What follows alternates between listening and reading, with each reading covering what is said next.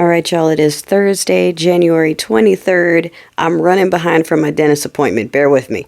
You know, here's something that I keep forgetting to say about the party, the Winter Boots fashion show on the 19th there, where someone made an admission twice about, fixing something, and once about someone having special knowledge of things that count tests. I'm going to be careful just because of the regime, but you know what I mean? And then the next day, his boyfriend, not to be outdone, gives a special gesture 3 times. They keep showing twice on, well, they're not showing it on TV, but he actually did it once when he was going around in the parade, and then he did it twice more on the stage behind the presidential seal during an inaugural event. Okay. And there is video circulating proving that, yes, he does know how to actually throw his heart. He uses 2 hands and he makes a heart and he throws his heart and he says, "I love you guys." So he does know how to actually do it. He wasn't just excited and autistic. I know what that's like. And I've never done that ever. 3 times. But my point is this: both of these people did this 3 times in an auditorium or an arena full of people, and each time, for each person, for every occasion, to cheers. Do you understand? I posted the video where it has the audio from the 19th. That's the day before the ceremony. He's in a room of his sycophants in an arena. I won't say full because, come on, blatantly saying what he said. And then the other thing that wasn't in that clip was where he said the thing about first boyfriend and specifically Pennsylvania and how, they got it by a landslide and it was thanks to him. And, he knows those special V counting machines so well. And, he knows the computers, and because of him, they got the, okay. So I don't know if you heard that one, but okay. And they cheered. And when you look at video of the people leaving the ceremonies from the 20th, who witnessed it live, they come out, and when you confronted them with the video, they're, "Oh, no, he's just excited. He was just throwing his heart. He's throwing his heart. That's perfectly fine. That's perfectly fine." And then they go on to the Twitter space and start taking screenshots of Democrats getting ready to hug people, or in mid-speech saying something and going, "Oh, see, they're doing the same thing. That's the exact same thing, and no one's melting down about that." Meanwhile, it's already taking over on spaces like LinkedIn, where people are finding it just fine to go ahead and test their new wings and be enthusiastic in corporate workspaces to their acceptance. Because what we have known, meaning, especially women of color, I want to say folks that are so marginalized that everyone thinks they're above them, we get to see the dirty underside. We get to see what everyone else, like the shit you don't want to tell your friends because you don't want to be judged by them. They tell us. We're the person, that they trust with the things. They think we're so far removed from everything else, which means we know how ugly it is and how dark it is and what kind of shit people do when they think no one's looking. Oh my God. So, anyway, we're seeing those people come to light. I mean, it's been pretty obvious, but they're really stepping up. And some folks are shocked that it's backed by the steeple people and the religious right that are the ones really doubling down on how this is okay. And they're using Bible verses about how this is fine, including ones that are of color. And, I have family members doing it. You have people that are... they're trying to reinterpret that quote that he said into something else, which you really can't, but they've been trying. And that's the quote that Ms. Crockett was talking about when she said we need to have some sort of inquiry, because that was a fucking confession, and it absolutely was. The media keeps trying to tell everyone that's the quote. Remember when they said wild conspiracy theories? I put it on, I think it's on my shorts or whatever. It's labeled the Winter Boots or whatever.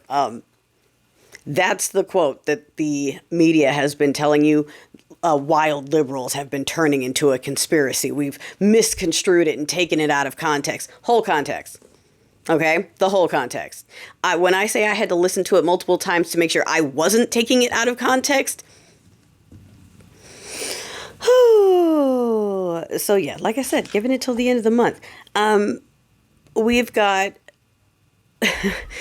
in the continued news of going after their own people. Let's see. Today, I couldn't even stay plugged in all day because I had a dentist appointment. It threw my whole day off. So I'm still catching up on some stuff. But them wanting to end FEMA when they know damn well that that's hitting their biggest supporter states more than anyone. States like Cali, we're self-sufficient. Sure, fire damage is crazy and it's expensive, and we appreciate reimbursement, absolutely. But if push came to shove, we got it. Oklahoma, well, Oklahoma, I shouldn't say, because I don't know how many disasters they have, but Florida, Louisiana, they can't afford their own shit.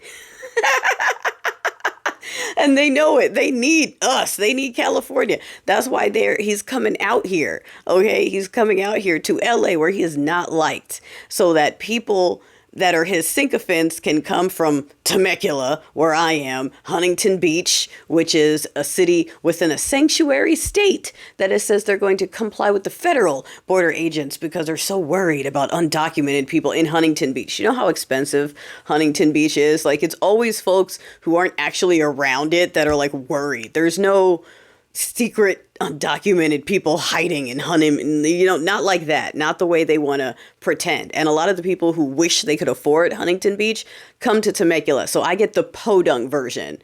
I get the people who wish they could be in the Triple K beach city, but they can't afford it. So they come over here with their stupid lifted pickup trucks and go, we're going to hold the line down here. And you're like, oh my God. Oh, please go away. Please go away. Like Oklahoma, like go be at home where you belong. I saw a dude walking his poor little elementary school daughter across the street wearing his red hat and his plaid shirt, and on the shittiest house on the block is where they live, with a bunch of trucks with floodlights and the flagged out windows. I'm like, yeah, that eeny weeny teeny weeny shrivel little. Okay. And I'm like, this dude, like that tracks. If you ask me to match a house to a person without any context, I would absolutely match that two-toother right there with that shed right there where the cars outside are worth more than the whole property. Yes, even in California, where a garage shed is worth $500,000. I said what I said. Anyway, I'm trying to go over all these other things. This thing where they're trying to do the confirmations, right? This Pete Hegseth thing, and I don't know what's going to happen. Like, I don't know how.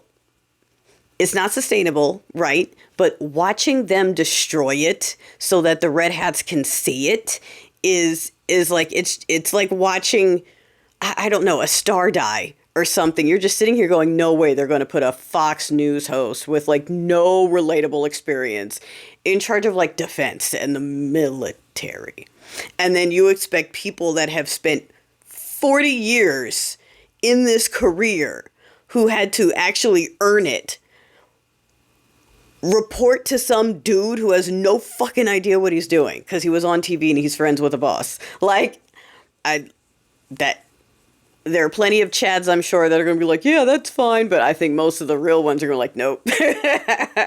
It's like all these decisions are backed by people who don't have any of these things, like the federal folks, the government jobs that now aren't happening, the folks are like, it's fine. Well, there are people who would never qualify for a government job anyway. There are people who would never be in the military anyway. It's people who don't have a regular job anyway that aren't worried about the changes. They get worried when we start talking about benefits and food and gas, and that's when they complain, but they still can't figure out who to point at, because they were told that the tariffs make it better, but I'm looking at the price and it's going up. I gotta find someone to blame, so it must be Joe Biden and Vice President Harris's laugh. That's what it was. That's why my food is higher under dumped it. So we'll see.